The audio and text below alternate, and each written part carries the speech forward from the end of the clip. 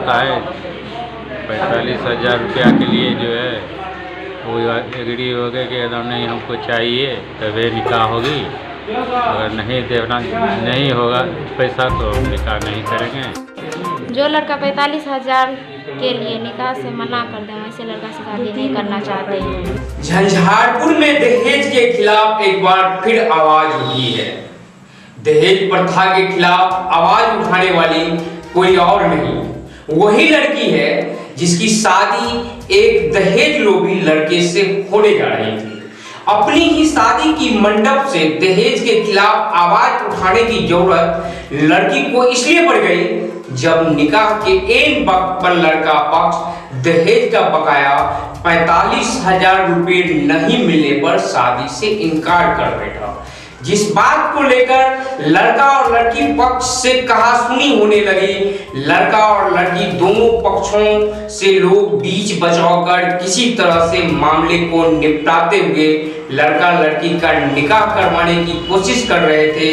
इसी बीच दूल्हा बना लड़का और उसका भाई यह क्या बोल बैठे जिसे सुनने के बाद शायद ही कोई माँ बाप अपनी बच्ची की शादी उस लड़के से करने को तैयार होते।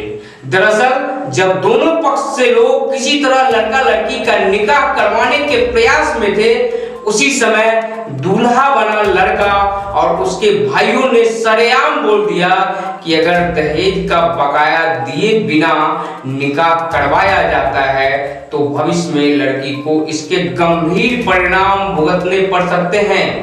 लोग अवाक रह गए। लड़की ने हिम्मत जुटाई और सबके सामने साफ साफ बोल दिया कि चाहे कुछ भी हो वह इस लड़के से शादी नहीं कर सकती है जो महज 45,000 रुपए के लिए निकाह के एन वक्त पर मुकर जाए। नमस्कार, सामाजिक अभिशाप दहेज प्रथा के खिलाफ पूरी आवाज के साथ मैं हूं अर्जुन। आप देख रहे हैं चौथा स्तंभ डिजिटल न्यूज। आज के स्पेशल रिपोर्ट में हम चर्चा करेंगे सामाजिक अभिशाप दहेज प्रथा के खिलाफ। जब कहीं से कोई आवाज मुखर होती है तो उसके आगे क्या सब परिणाम होता है। ताजा घटना में दहेज के खिलाफ आवाज उठाने वाली लड़की के परिजनों को क्या इंसाफ मिल पाएगा, इसके लिए समाज के ठेकेदार और दहेज प्रथा जो न केवल एक सामाजिक अभिशाप है बल्कि कानूनन जुर्म भी है, इसे रोकने वाले शासन और प्रशासन अब तक इसमें क्या भूमिका निभा रहे हैं उस पर हम आगे विस्तार से चर्चा करेंगे।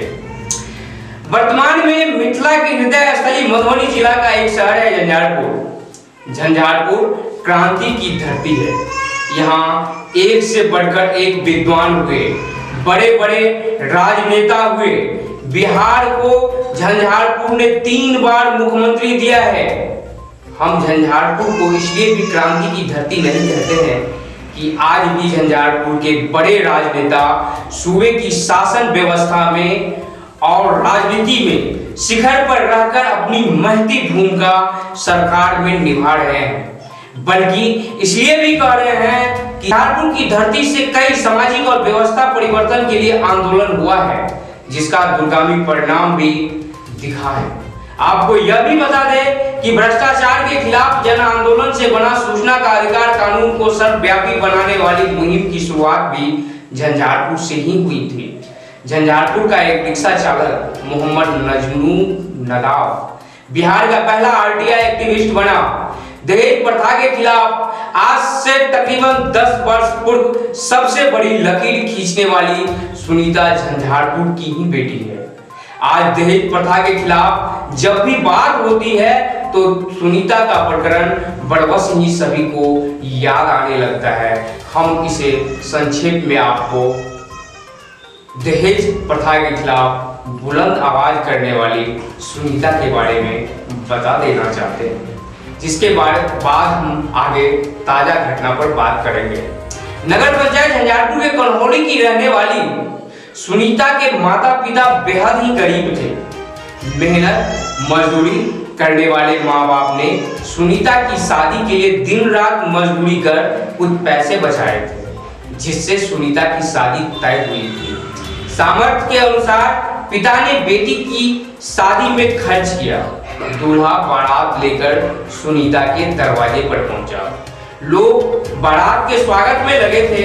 आंगन में बने विवाह की वेदी पर शादी की रीति रिवाज के अनुसार हो रही थी। जब बारी आई लड़का द्वारा सुनीता की मांग भरने की, तो उस समय लड़का और उसके पिता ने शादी के दहेज में एक साइकिल की मांग कर दिया। सुनीता के माता पिता गरीब तो थे ही, उन्होंने अपनी व्यवस्था बताकर दहेज वाला साइकिल शादी के बाद में देने की बात कहकर लड़का और उसके पिता के सामने गिड़गिड़ाते रहे। लेकिन लड़का बिना साइकिल लिए लड़की की मांग भरने को तैयार नहीं हुआ। काफी देर तक शादी की मंडप में अपनी मांग उघाड़े बैठी सुनीता लड़का के जिद और अपने पिता के बेबसी को शब्द से सुनती रही। जब शब्द का बांध टूटने लगा तो सुनीता अचानक खड़ी हो गई और अपने पिता से बोली कि कुछ भी हो जाए वह अब इस दहेज लोभी लड़के के साथ शादी नहीं करेगी, भले ही वह जीवन भर कुमारी क्यों न रह जाए। महज एक शादी के लिए सुनीता के दरवाजे से बारात लौट गई। सुबह में इसकी चर्चा चारों तरफ होने लगी। समाज के कुछ बुद्धिजीवियों ने सुनीता के घर पहुंचकर उसका हौसला बढ़ाया। बाद में समाज सेवियों के पहल पर बिना किसी दहेज के बड़े ही धूमधाम से सुनीता की शादी हुई। अब हम आपको ताजा घटना की ओर ले चलते हैं। नगर पंचायत झंझारपुर के वार्ड 6 में मोहम्मद हन्नान की 21 वर्षीय पुत्री जेबा खातून की शादी 20 मई को दरभंगा जिला के कमतौल थाना के रतनपुर गांव निवासी मोहम्मद इस्लाम के पुत्र मोहम्मद असलम के साथ तय हुई। जैसा कि जेबा के चाचा ने बताया कि पता चला कि लड़का दिल्ली में जींस पैंट का व्यवसाय करता है। घर परिवार बढ़िया होने के कारण उसने अपनी भतीजी जेबा की शादी बड़े ही धूमधाम से करने के लिए 2 कट्ठा जमीन तक बेच दिया। सामर्थ्य के अनुसार शादी के लिए दिल खोल कर खर्चा किया। बेटी और होने वाले दामाद के घर 1.5 लाख का फर्नीचर, 2 लाख रुपए का बर्तन, इलेक्ट्रॉनिक उपकरणों का सामान, fridge, Godrej, washing machine, TV वगैरह वगैरह, करीब 1.5 लाख रुपए के गहने जेवरात शादी से 2 दिन पहले ही उसके घर रतनपुरा पहुंचा भी दिया गया। हमारा जो आप दिए हुए हैं 2,55,000 रुपया और सारा सामान हम भेजवा दिए थे, उसका साइन है और जो हम उसके अकाउंट पर भेजे हैं वो रिसीविंग भी है।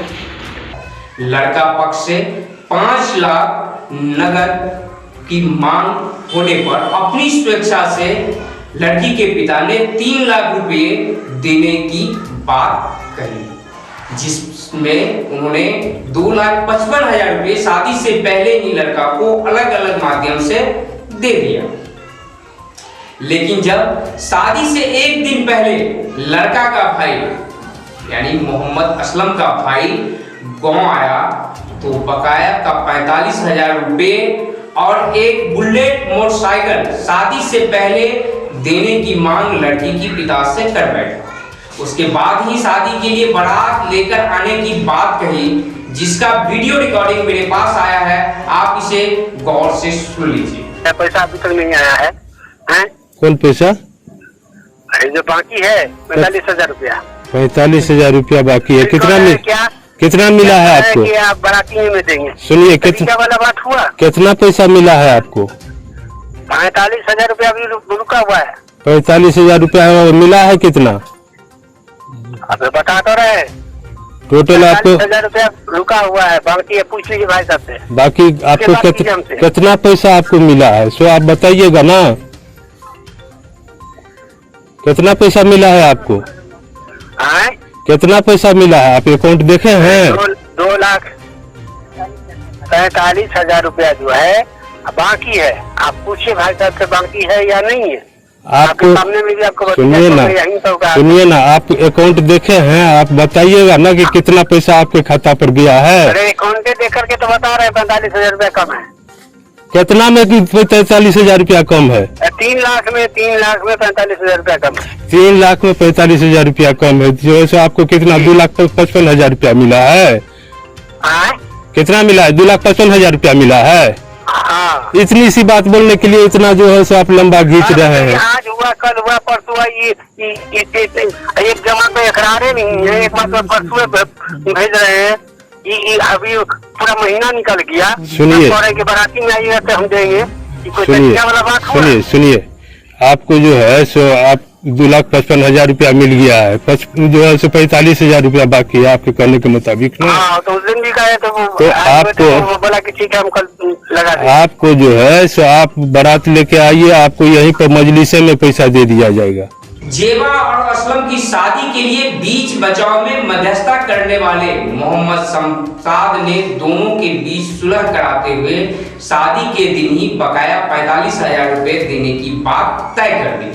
नियत तिथि को समय पर शाम के 7:30 बजे दूल्हा बारात लेकर झंझारपुर पहुंचे। लड़की वालों ने बारात के स्वागत में कोई कसर नहीं छोड़ा। बढ़िया नाश्ता, कोल्ड ड्रिंक्स, खाना से बारातियों का खूब स्वागत किया। जब समय जेबा और असलम के निकाह का हुआ, उसी समय दूल्हा और उसके भाई, उसके पिता ने बकाया 45,000 नगद और एक बुलेट मोटरसाइकिल की मांग दोहरा दी। केवल मांग ही नहीं दोहराई, बल्कि इतना तक कह दिया कि जब तक 45,000 रुपए नगद और एक बुलेट मोटरसाइकिल नहीं मिलता है तब तक निकाह नहीं होगा। किसी से बोलने की साइंस, साइंस कंप्यूटर जानती है, बताएं बताएं आपको सब बता देंगे, निकाह के समय दहेज का बकाया 45,000 नहीं देने पर जब लड़का ने शादी से इनकार कर दिया और दबाव में शादी करने पर लड़की को भविष्य में गंभीर परिणाम की धमकी देने लगा, तब जेबा का भी सब्र का बांध टूटने लगा। लड़की ने हिम्मत जुटाई और दहेज लोभी से शादी करने से साफ मना कर दिया। जो लड़का 45,000 के लिए निकाह से मना कर दे, वैसे लड़का से शादी नहीं करना चाहते हैं। लड़का और लड़की पक्ष के लोग वहां अवाक रह गए। एक तरफ लड़का पक्ष दहेज का 45,000 नगद लिए बिना लड़की के पिता से निकाह नहीं करने की हट कर बैठा, तो दूसरी तरफ जब जेबा ने ऐसे दहेज लोभियों को सबक सिखाने के लिए अपने माता पिता से इतना तक कह दिया कि वे किसी भी कीमत में उस लड़के से शादी नहीं करेंगे, भले ही वह जीवन भर कुमारी क्यों न रहे। उन्होंने अपने पिता से कहा कि आप जिस लड़के से भी मेरी शादी तय कर दें, लेकिन इस दहेज लोभी से हम शादी नहीं करेंगे। सब तमाशा जेबा की शादी के लिए तैयार मंडप में घंटों भर चलता रहा। बारात खाया पिया और चल दिया।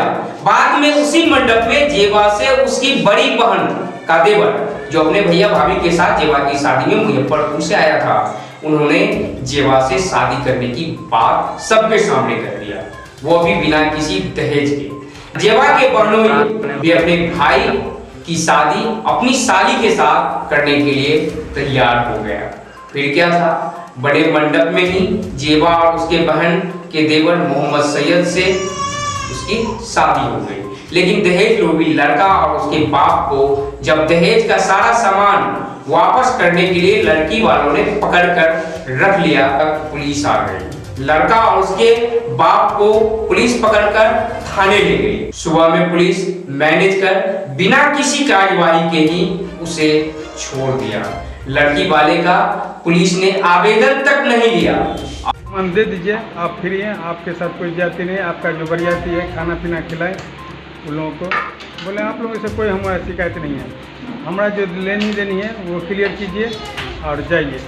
उसके बाद बहुत देर हुज्जत हुआ, उसके बाद 3:45 बजे, लगभग 3:30 बजे पुलिस आई।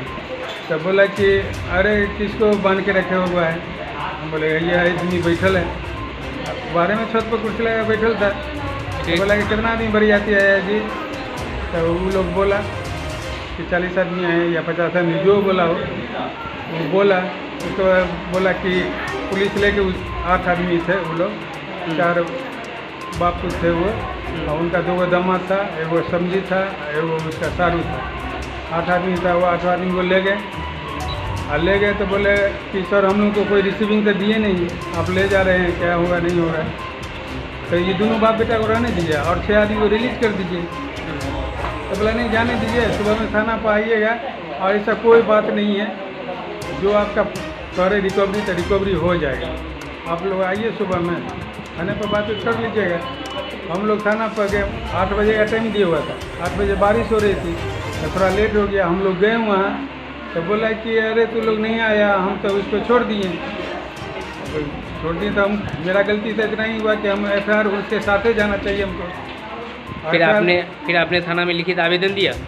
नहीं, अभी तक तो नहीं दिए। फिर बोले कि इसका क्या प्रक्रिया, आप छोड़ते दिए, इसका क्या प्रक्रिया है बताइए। बोला हम कुछ नहीं कर सकते हैं, वो जो थाना में उसका घर है कमतौल थाना पड़ता है, बोला वहाँ जाके आपको जो करना है कीजिए। अब दहेज लोभी लड़का मोहम्मद असलम, जिसके साथ जेवा की शादी तय हुई थी, जेवा के पिता ने जो नगद और सामान उसे दिया था, उसे वापस पाने के लिए पुलिस के बड़े अधिकारियों से गुहार लगा रहे हैं। में जाके जो करना है कीजिए, कमतौल थाना में जाके जो करना है कीजिए, वहाँ आवेदन दीजिए, जो करना है कीजिए। हम लोग तो कानून के बारे में कुछ जानते ही नहीं है, कभी पुलिस का हम लोगों को लफड़ा लोचा हुआ ही नहीं। बहुत परेशान है, गरीब आदमी है, और क्या करें नहीं करें कुछ समझ में नहीं आता है। हमको सुबह थाना पर से आए, उस टाइम से हमको माथा में चक्कर दे रहा है। देखने वाली बात है कि जिस दहेज लोभियों को सबक सिखाने के लिए दहेज के खिलाफ आवाज उठाते हुए जेवा ने मंडप में ही शादी से इनकार कर दिया, जिस जेवा की शादी के लिए उसके माँ बाप के जमीन तक बिक गए, उस पीड़ित माँ बाप को हमारा समाज, सरकार की कानून व्यवस्था क्या इंसाफ दिलाता है। यहाँ स्थानीय पुलिस की भूमिका सबसे पहले संदेह के दायरे में आ गई है। जब पुलिस ने दहेज लोभियों को रात में ही उठाकर थाना ले आई, तो उसके खिलाफ बिना किसी कार्रवाई के उसे किस आधार पर छोड़ दिया, जबकि जेवा के माता पिता बार बार पुलिस से कम दहेज लोभियों से उसका दिया गया सारा सामान और पैसा वापस लौटाने की मांग करते रहते हैं। आप बने रहिए मेरे साथ, देखते रहिए चौथा स्तंभ डिजिटल न्यूज।